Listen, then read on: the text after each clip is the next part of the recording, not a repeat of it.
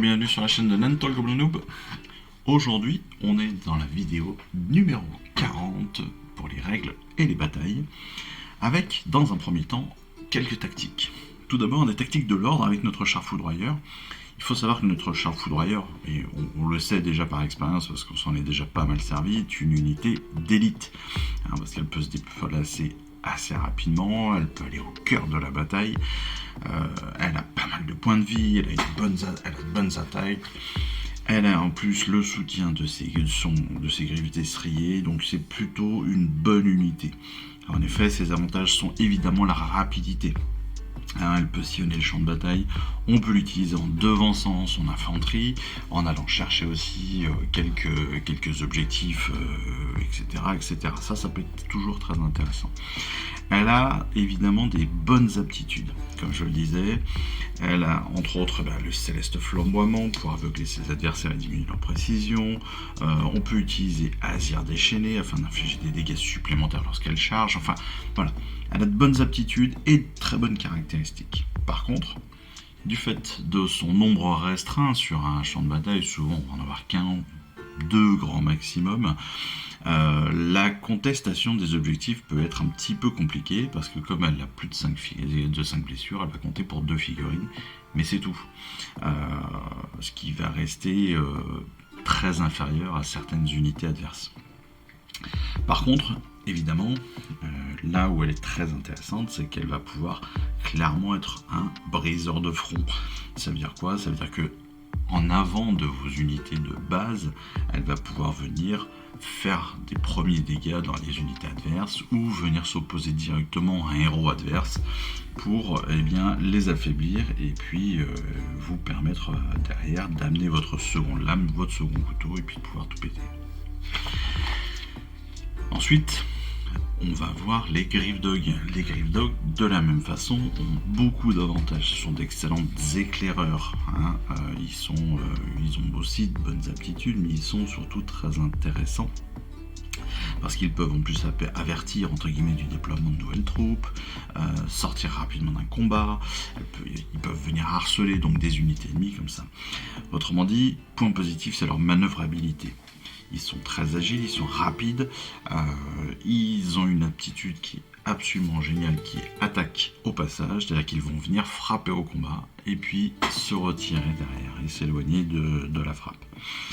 Ils ont plusieurs attaques, ça aussi, ils ont un grand nombre d'attaques, surtout quand votre unité est complète, et donc ils vont être parfaits pour terrasser une figurine héros ou bien même une unité moyenne, on va dire. Par contre, ils sont fragiles.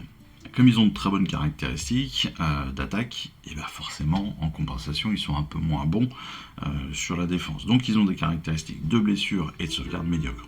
Sauvegarde médiocre, d'autant plus qu'il n'y en a pas. Voilà. Donc il faut clairement utiliser l'attaque au passage pour justement essayer de sauvegarder ces Griff Dogs et les mettre à l'abri régulièrement. Mais voilà, ça peut être vraiment une très très bonne unité, avec encore une fois cette aptitude donc cri d'alarme qui va permettre j'ai perdu, bon pas grave, on retrouvera, mais voilà, avec cri d'alarme qui va permettre de prévenir entre guillemets ces unités, et surtout cette aptitude géniale qui est l'attaque au passage. Niveau destruction, aujourd'hui on va voir nos égorgeurs Hobgrots. Alors les égorgeurs, c'est une petite unité avec, vous le savez, des grenades pour attaquer à distance, mais aussi donc des petits couteaux. Voilà.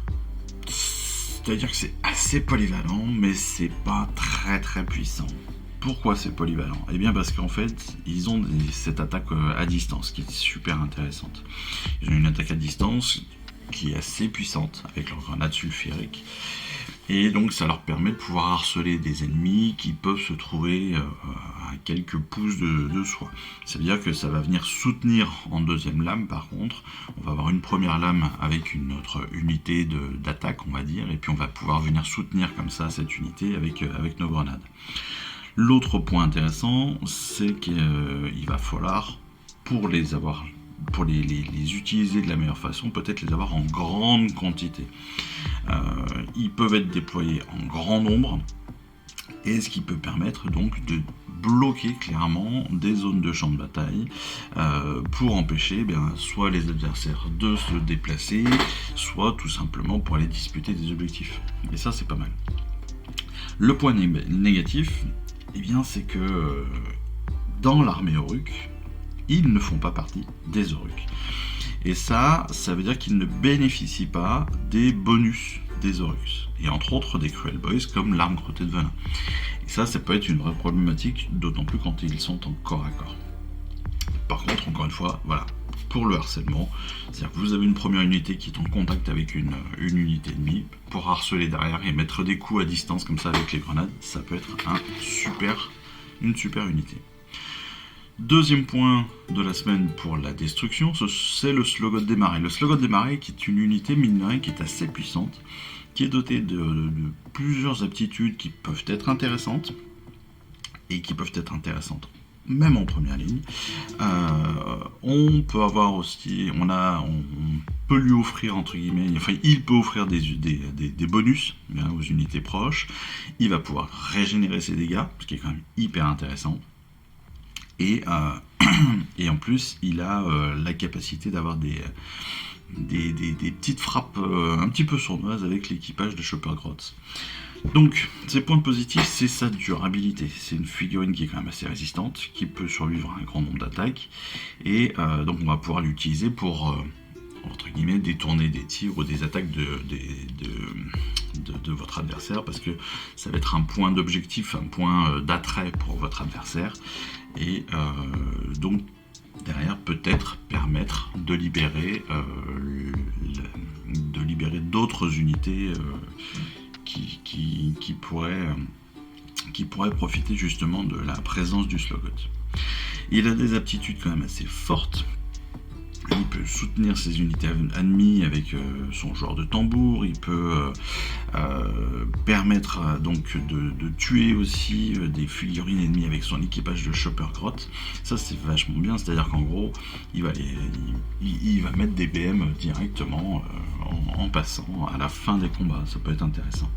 Par contre, vraiment, ce point négatif, c'est que là aussi, comme Leo Grots, il n'est pas Oruq et donc il n'a pas les armes crottées de venin.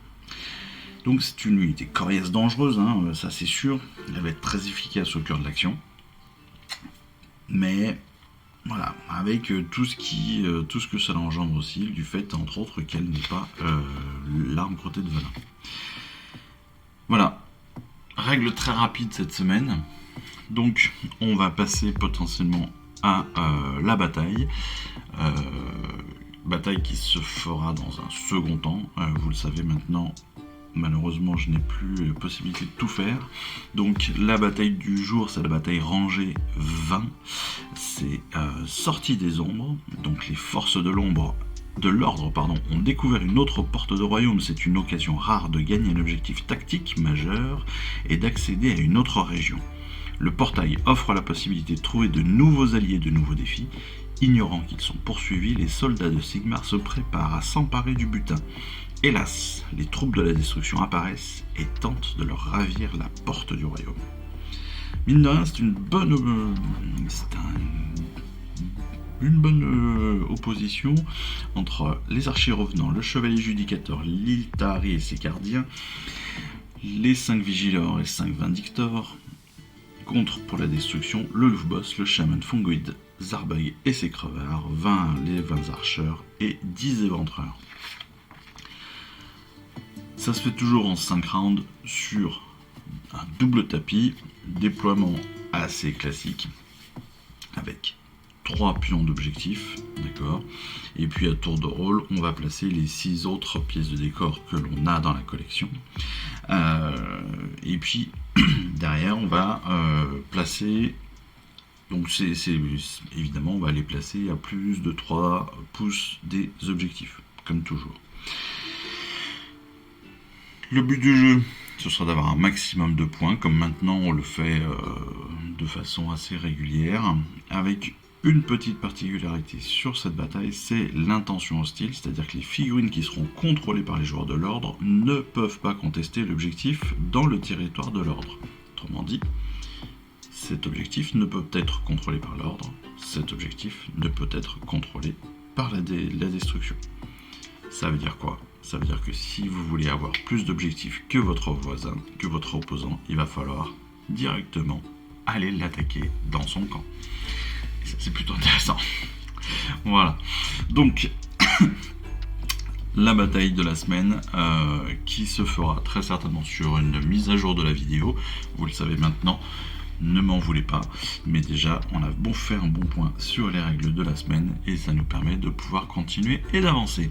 Voilà, j'espère que ces petites vidéos vous aura plu. En attendant la prochaine, eh bien écoutez, moi il me reste plus qu'à vous souhaiter une excellente semaine et puis je vous dis surtout à très vite. Allez, ciao, bye. Je vous remercie d'avoir suivi cette vidéo. Si ça vous a plu, eh bien abonnez-vous, lâchez un petit like et un commentaire et suivez-moi sur Instagram où je poste régulièrement des photos de mes dernières réalisations et dernières peintures.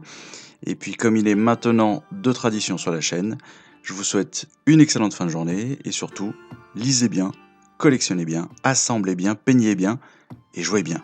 Allez, je vous embrasse et puis je vous dis à très vite. Allez, ciao, bye bye.